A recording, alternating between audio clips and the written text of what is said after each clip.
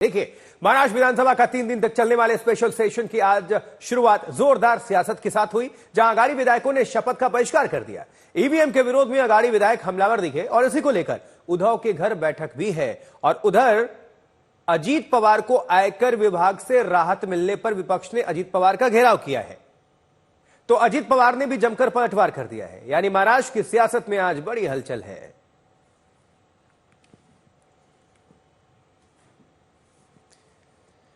बात ईवीएम के मुद्दे पर महाविकास अघाड़ी के विरोध प्रदर्शन की, तो महाराष्ट्र विधानसभा में आज विधायकों को शपथ लेनी थी, लेकिन विपक्ष ने सेशन का वॉकआउट कर दिया, बहिष्कार कर दिया। आज ही ईवीएम के मुद्दे पर शिवसेना यूबीटी चीफ उद्धव ठाकरे के आवास पर महाविकास अघाड़ी की बैठक भी हुई। बैठक में ईवीएम से वोटिंग के मुद्दे पर चर्चा हुई। महाराष्ट्र में ईवीएम के मुद्दे पर विपक्ष का विरोध, आदित्य ठाकरे भी विरोध कर रहे हैं। ये तस्वीरें देखिए, ईवीएम को लेकर घेरते हुए अब क्या कुछ कहा जा रहा है, सुन लेते हैं, सुनिए। हमने आज बहिष्कार किया है, इसी का एक ही कारण है। अगर आप देखें तो मार्केटवादी डेमोक्रेसी को मारा जा रहा है। ये डेमोक्रेसी को ईवीएम के हिसाब से, ईवीएम के माध्यम से हो या फिर जो भी रिगिंग कर रहे हैं उसके माध्यम से मौकरी कर रहे हैं डेमोक्रेसी। और यही जो मैंडेट है, ये मैंडेट ना जनता का है ना महाराष्ट्र का है, ये मैंडेट ईवीएम का है और ये मैंडेट इलेक्शन कमीशन का है। हम यही बात करना चाहते हैं। आज जो शपथ नहीं लिए, इसी के लिए नहीं लिए क्योंकि आज जनता का आदर करना चाहते हैं। जनता के जो मन में शंका उपस्थित है उसे उत्तर देना चाहिए।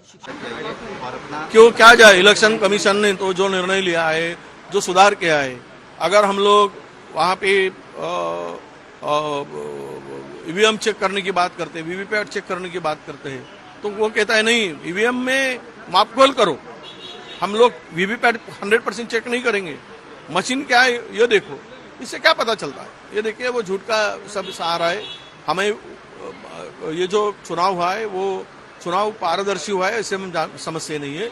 सवाल आज का यही है कि ईवीएम में गड़बड़ी नहीं है तो मार्केट वाले में डर क्या है? होने दो ना, पूरा गांव चिल्ला रहा है ना कि हमने वोट नहीं डाले महायुति को, तो एक बार दूध का दूध पानी का पानी होने दो, तुम्हारी सच्चाई सामने आएगी। अगर उतने वोट 80% वोट अगर महायुति को मिले उस गांव में, और पूरा गांव ये चिल्ला रहा है कि हमने वोट दिया ही नहीं, और जहां पे चुनाव हारा हुआ एमएलए, हारा हुआ कैंडिडेट्स ये नहीं मांग रहा है, जीता हुआ कैंडिडेट्स मांग रहा है, इसका मतलब क्या है? आप क्या समझोगे? और क्या है, इलेक्शन तो हुआ है तो उनमें चांस, उनको गांव वालों को अगर वो मापखोल करना चाहते हैं तो आपको परेशानी क्या है? आप क्या छुपाना चाहते हैं? सवाल यही आता है। इसलिए हमने आज बहिष्कार डालने का निर्णय लिया।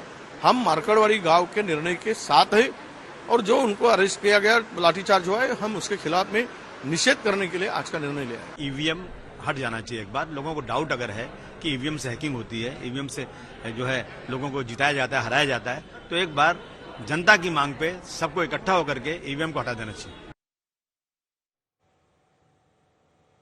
वहीं अजीत पवार ने इस प्रोटेस्ट को लेकर क्या कहा है, उनको भी सुनते हैं। अभी आज जो अपोजिशन वालों ने वॉकआउट किया है, उनका कहना है कि ईवीएम के बारे में किया है, हमें पता नहीं, लेकिन आप जैसे मीडिया के लोग ही बोलते हैं कि कोई ईवीएम के बारे में हुआ है, कोई बोलता है और किसी कारण हुआ है। वैसे तो मैंने पहली दफा देखा है, चुनाव हुआ है, लोगों ने, वोटर ने जीत के दिया है, और अभी यहाँ वॉकआउट करके कुछ होने वाला नहीं है। अगर उनको कुछ करना है तो इलेक्शन कमीशन के सामने जाना चाहिए। इलेक्शन कमीशन के तरफ से उनको अगर ऐसा लगा कि हमें न्याय नहीं मिल रहा है तो उन्होंने कोर्ट की स्टेप वहाँ जाना चाहिए, ऐसा उनका काम है। नहीं, अब भले ही ये संयोग हो, लेकिन डिप्टी सीएम बनते ही अजीत पवार को बड़ी राहत मिली। अजीत पवार को कोर्ट से सबसे बड़ी राहत मिली। आयकर विभाग से अजीत पवार को मिली राहत पर सियासत भी गर्मा गई, तेज हो गई। विपक्षी दल बीजेपी पर हमलावर है, वहीं अजीत पवार इस पर जमकर पलटवार करते नजर आ रहे हैं। विपक्ष के हमले पर अजीत पवार ने कहा कि 1.5 साल पहले बीजेपी में गया। विपक्ष के आरोप गलत है, कोर्ट के फैसले पर सभी को अपील करने का अधिकार है। आपकी जो प्रॉपर्टी अटैच थी इनकम टैक्स में, जो अपोजिशन के लीडर हैं वो उसके ऊपर सवाल उठा रहे हैं, वो रिलीज कर दी गई है इनकम टैक्स की तरफ से। आपने शपथ लिया, उसके बाद रिलीज कर दी गई, ऐसा विरोधकों को? उसके बारे में नो कमेंट्स। नहीं पण दादा मराठी मध्ये दादा आपण ये मराठी- बात नो कमेंट्स, दादा मेरा अधिकार है ना। दादा ये बात है कि भाजपा की वॉशिंग मशीन कही जाती है। संजय राउत बोल रहे हैं कि यही तो भाजपा की खासियत है कि भाजपा के साथ जाने के साथ क्लीन होते हैं। मैं भाजपा के साथ कब गया हूँ बोलना।